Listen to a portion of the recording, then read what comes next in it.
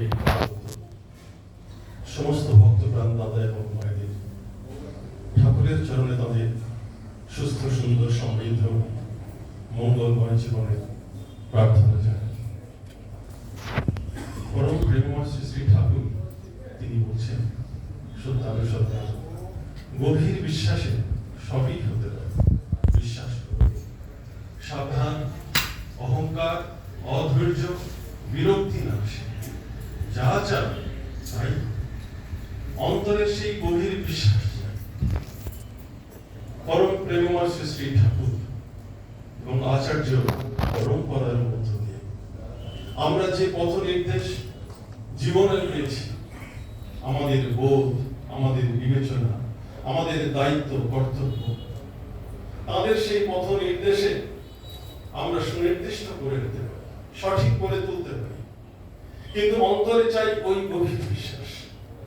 আচার্যদের বলছেন যে এক দম্পতি একান্নবর্তী পরিবারে থাকে, ঠাকুরের দীক্ষিত, কিন্তু পরিবারের কর্তা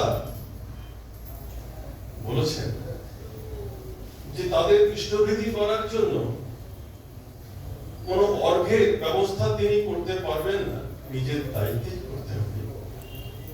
তা ওই দম্পতি কি করবেন? অসহায়। তারা তাদের ওই প্রতিদিনে যে চাল ডাল একবেলা না খেয়ে সেই চাল ডাল দিয়ে ঠাকুরের ওই ভোগ নিবেদন করেন, ইষ্টবিধি করেন। এমনি করে একদিন, এক মাস গৃহকর্তা ভাবছে এমন করে কদিন আর থাকতে পারবে, ভাবছে আবার সব ছেড়ে ছুড়ে দিয়ে আবার ওই আমাদের দলে বসবে। কিন্তু সেই দম্পতি মনের গভীর বিশ্বাসে সেই এক বেলা না খেয়ে সেই চাল ডাল ঠাকুরের ভোগ নিবেদন করেই চলেছেন, মাসের পর মাস, বছর পেরিয়ে গেছে। তারপরে এমনি করে যারা শরণাগত পরম প্রেমময় সদ্গুরুকে কেন্দ্র করে জীবনের পথে একলা চলার ব্রত নিয়ে ঈশ্বর সহায় করেন, প্রতিকূল পরিস্থিতি পক্ষে আসে, গৃহকর্তা শেষে হার মানলেন, তিনি ঠাকুরের দীক্ষা নিলেন পরিবারের সবাই মিলে। সেই ঘটনা ছড়িয়ে গেল মুখে মুখে, সমগ্র গ্রাম দীক্ষা নিল, কথাটা পৌঁছে গেল ঠাকুর পরিবারে।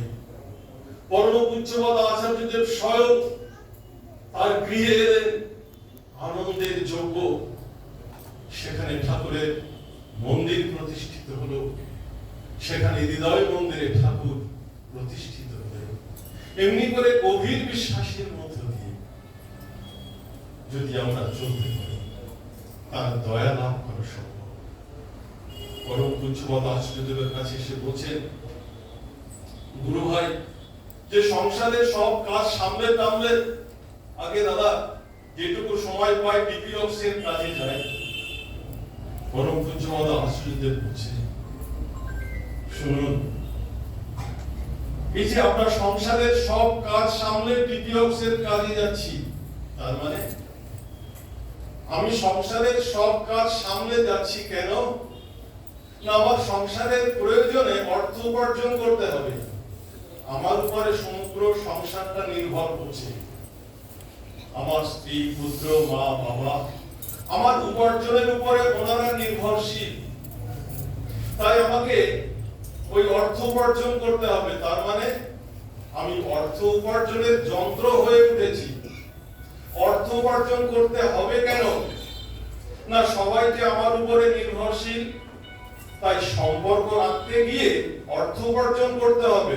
অর্থ না থাকলে যে সম্পর্ক থাকবে না, আমার স্ত্রী, পুত্র, ওরা বিদ্বেষ করবে। তাহলে সম্পর্ক রাখার জন্য আমার পুত্রের সঙ্গে, স্ত্রীর সঙ্গে, আমার মায়ের সঙ্গে এই সম্পর্ক রাখবার জন্য আমি অর্থ উপার্জনের যন্ত্র হয়েছি। আমি সম্পদ আহরণের জন্য অহরহ চেষ্টা করে চলেছি। তাহলে এই সম্পদ আর সম্পর্ক, গুটি পোকা যেমন ওই গুটির মধ্যে থাকে, আমরাও তেমনি ওই সম্পদ এবং সম্পর্কটাকে বজায় রাখবার জন্য ওই গুটির মধ্যে আবদ্ধ হয়ে রয়েছি। সারা জীবনে আমাদের এটাই কি কর্তব্য? আমার ব্যক্তিগত কোনো কি ইচ্ছা নেই, আকাঙ্ক্ষা নেই, আমার কি বাসনা নেই? যুগে যুগে সদ্গুরু এসেছেন, মহামানব এসেছেন, তারা তাদের আচরণ দিয়ে, তারা তাদের বাক্য, তাদের আদর্শ দিয়ে যে পরম সুখের অধিকারী হয়েছেন, আমার কি ইচ্ছা করে না যে ওই সদ্গুরু মহামানব যে আদর্শ দিয়ে, আচরণ দিয়ে সেই পরম সুখের অধিকারী হয়েছেন, সেই পরম সুখের অধিকারী আমিও হতে পারি, তার আদর্শ মতো, তার আচরণ মতো চলনে চলে।